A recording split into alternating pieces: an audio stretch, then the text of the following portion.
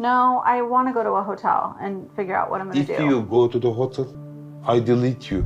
If you go from this house... Then I'm definitely going. I'll delete you. What? Sarper, she's not a computer game. We're not talking about a Microsoft Office file on your desktop. This is real life, and if Shekinah wants to leave because you're making yet more shitty comments, she absolutely can. And guess what? When she does, it's no surprise that Sarper's the one who comes grovelling back. What about a future together? Because you said that you don't see a future with me unless there's a child in it. No, that's not right. I can't live without you, babe. You can't live without her now, Sarper. Wait a minute, last time we saw you, weren't you the one that was saying, I'll forget you in 2 days? Weren't you telling Shekinah to book her flight back to America? Well, when we join them in this episode, Shekinah is taking Sarper's advice. She's leaving. She's leaving his apartment. She's putting Sarper to the test. Will he really move on in 2 days? I'm getting my stuff and I'm going To where? to a hotel. I hate this kind of I'm going stuff, okay? What do you expect when you treat someone like that? Ah, what a surprise. As soon as the shoe's on the other foot, as soon as Shekinah's the one in control of the situation, Sarper is left like a fish out of water. He doesn't know what to do. He's shocked that Shekinah would really follow through on her threat. But it seems like she really is. All of his insults, all of his threats have finally pushed Shekinah over the edge. At first I thought it was a bluff. I mean, it was not real, but when I see her packing her stuff, I got scared.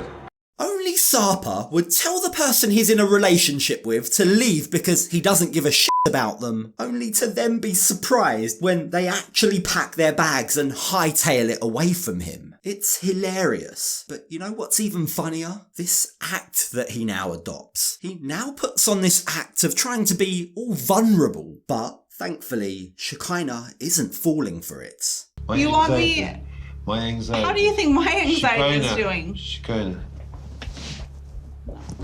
Don't my anxiety me. It's pretty ironic to see Sarper voicing his mental health concerns when he's been the one that's treated Shekinah like crap this entire time. Has he ever stopped to consider how the way he's treated her has affected her mental health? Like, we're talking about weighing her every morning, forcing her to lose weight, insulting her family, calling her a bitch and a slut in front of her sister. It's repulsive that he's the one now crying wolf. But when Sarper realises that the sympathy card isn't going to work for him, he tries to regain control in another way. He starts instructing her not to leave. You just gave yourself anxiety by putting that kind of pressure on yourself and someone else. Don't pack your stuff. I'm going to pack my Don't stuff. pack your stuff. Judging by Sarper's body language, the way he's rubbing his head, he's clearly stressed out about 2 things. Number one, the fact that Shekinah's a woman on a mission to get far, far away from him. But also, number 2, he just can't understand why his manipulation tactics, why this whole sad puppy dog act isn't working. So now he resorts back to trying to dominate Shekinah. I won't let you go, okay? Too bad, I'm going. No, you're not. Yes, I am. No, you're not. What did I say you, huh? What did I say? That wild look in his eyes as he's hunched over her, staring down at her and telling her he won't allow her to leave is honestly pretty scary. He defaults back to his typical macho guy behaviour. He attempts to overpower her, and you could be forgiven for thinking he's trying to intimidate her here. It's like he's trying to intimidate her to stay the night. But Shekinah is having none of it. In fact, she flips the script and delivers a question that Sarper's needed to hear this entire time. How can you have a child when you're such a man baby yourself? She asks. You're acting like a child right now. Yeah. You want to have children? You are a child. I can't even know you, I mean. Now, the most impressive thing about this is how Shekinah handles herself. It's been an ongoing thing, but whenever Sarper insults her or threatens her, Shekinah never stoops to his level. We've never really seen her lose her cool, start screaming and shouting. She's never insulted him. Instead, what she does is she speaks the facts. And those are more than enough to cut Sarper deep. So deep that he now resorts back to blackmail. No, I want to go to a hotel and figure out what I'm going to If do. you go to the hotel, I delete you.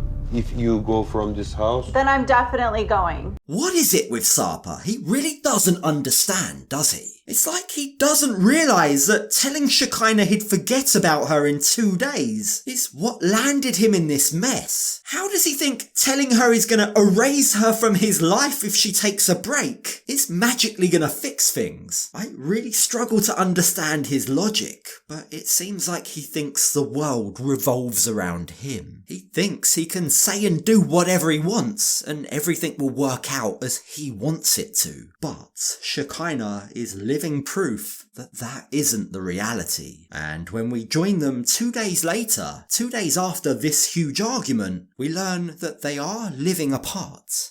2 days ago, Sarper and I got into the worst fight of our relationship, and since then, I've been staying in a hotel. It's great to see that Shekinah followed through with her threat. She left, but by not leaving Turkey entirely, by not flying back to the States, she is still leaving the door slightly ajar. Now, the silver lining here is that Shekinah seems to have woken up. She's come to her senses and she's beginning to connect all the dots. She's starting to see Sarper for who he really is. A selfish man, a manipulator. Kind of feel like he set up the whole hammam situation to butter me up, make me feel super loved, like this was really special, and then maybe my answer about children would be different. Now, the sad thing is that even though Shekinah now realises and now sees that Sarper's trying to manipulate her, her breakthrough doesn't last long. You see, Sarper shows up outside her hotel, making heart signs with his hands through the window. After everything he's done to her, it's pretty pathetic. But, miraculously, judging by the sound of Shekinah's voice, it could be enough to win her back. He actually showed up outside my hotel room. He told me to look out the window, and I looked out the window, and he was down there doing little heart signs. You just know in your heart and soul that Sarper thinks showing up at Shekinah's window and flashing his hand signals somehow makes this a proper Romeo and Juliet love story. He thinks that this is romance, but I can't help but feel it's driven more by ego than love. He just can't stand the fact that she left him. It's dented his pride, and now he seems desperate to try and undo what he deleted. there was some needles pierced my heart and I couldn't breathe. I mean, she is my love of lifetime. I hope she forgives me instead of saying goodbye. Well, I hope she jumps on the next plane, Sarper. I hope she goes back to her daughter. But sadly, that's just not the case. After just 2 days apart, Shekinah is letting Sarper back in. She agrees to meet up with him, to hear what he has to say.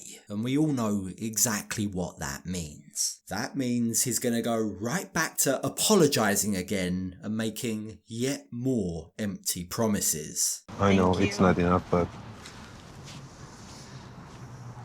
I feel like a man. As you should, Sarper. That's the understatement of the year. Now, Sarper seems remorseful, and Shekinah takes this opportunity to remind him of how much he's hurt her. Not just 2 days ago, but over the duration of this whole trip. She reminds him of how lucky he is that she's even sat with him right now. You were shouting things that Yeah, are hard to forget. Like, I can't yeah. forget words you say.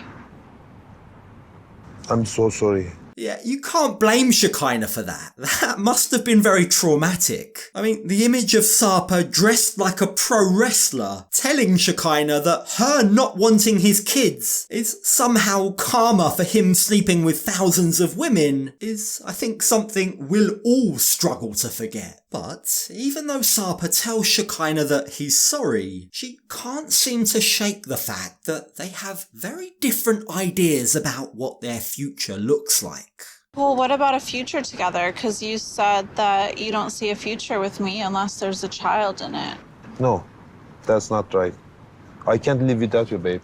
What? What's going on here? Sarper's gone from, if you don't give me a child you can off and I'll have forgotten about it after a good night's sleep, to now saying, I can't live without you. I mean, come on, red flag alert. Shekinah, what happened to those dawning realizations about how manipulative Sarper can be? I'd be very weary about taking any of this on face value if I were Shekinah, especially as privately to the camera crew, it's very clear that Sarper still has babies on the brain. It's an important thing for me to have a kid. I want it. My parents also want it. But if she doesn't want it, I'm okay with it. This is a million miles away from the Sarper that we saw in the last episode. The guy that was demanding kids from a woman who doesn't want them. And the fact that everyone, including Shekinah herself, knows that Sarper has this tendency to try and butter her up to get what he wants, should cause her to stop and think long and hard about whether or not he's actually telling the truth here.